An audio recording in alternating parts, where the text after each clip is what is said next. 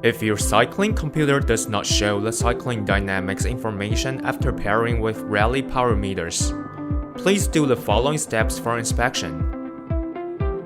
Please check the battery on the right pedal to see if it is dead or has poor contacts with the battery cap.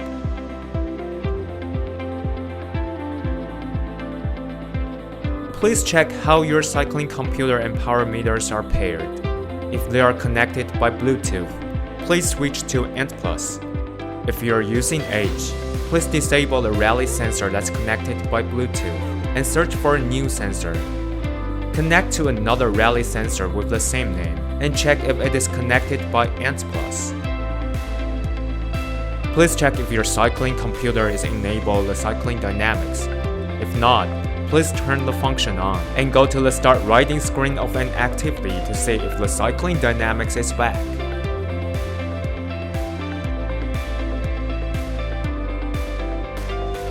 If your cycling computer is Garmin H130 or 130 Plus or other non-Garmin cycling computers, they do not support cycling dynamics. If you are using Garmin H520 or higher version but pairing with other brands' power meters such as Favero Axioma, your cycling computer will not display the platform center offset information as well.